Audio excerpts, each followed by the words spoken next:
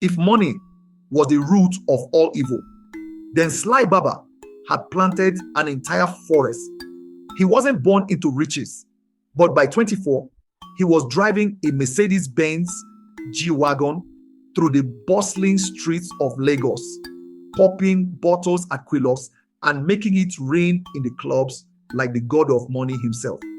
But every rise has a fall, and in the world of Yahoo boys, the fall is never soft. This is the story of how Sly Baba went from a broke hustler to one of the most feared internet fraudsters in Lagos until karma came knocking. Sylvester Sly Baba. Onyekachi grew up in Ajegunle, one of Lagos's toughest neighborhoods. His mother sold akara by the roadside, and his father was a struggling mechanic. School never made sense to him. All he saw was suffering. His big break came when his childhood friend Dave returned from Ghana with an iPhone 12 Pro Max and a sudden abundance of cash. Dave had become a Yahoo boy, one of the countless young Nigerians making a fortune scamming foreigners online. Sly Baba wanted in. At first, it was small scams, pretending to be a stranded American soldier, crafting sub stories for white women on Facebook, and faking love to elderly widows desperate for companionship. The money was slow, but it was better than being broke. Then he graduated to Wire, the big leagues. Business email compromise, BEC, Bitcoin scams, and credit card fraud. He joined a cartel run by a feared Lagos big boy known as Chairman Dollar.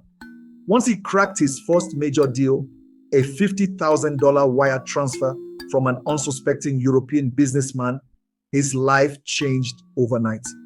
He moved to Lekki, got a fully furnished apartment, and became a regular at the most expensive clubs in town. His signature move, arriving in a convoy of luxury cars flanked by bouncers and ordering champagne worth millions just to pour it on the floor.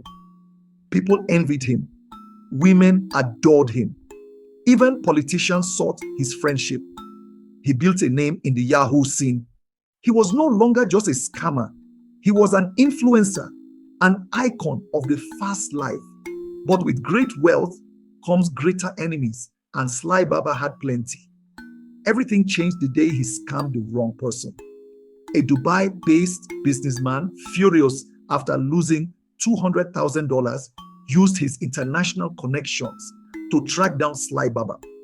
Interpol got involved, and soon EFCC, Nigeria's anti-graft agency, was on his tail.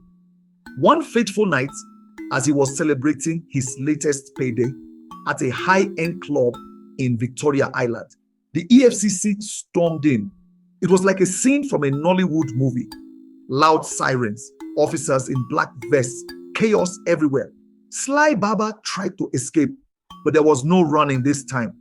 The streets that once cheered for him turned silent. The same people who hailed him on Instagram deleted their pictures with him. The same girls who called him Zaddy refused to pick his calls. Chairman Dollar, his former boss, disowned him. He was left alone, facing 15 years behind bars, from private jets to prison cells, from exotic cars to prison uniforms, from designer wear to handcuffs. The Yahoo boy lifestyle is all glamour until the music stops. Sly Baba thought he was untouchable, but in the end, the game caught up with him, just like it always does. If you're thinking of stepping into this world, ask yourself one question. When the money dries up and the law comes knocking, who will be left standing with you?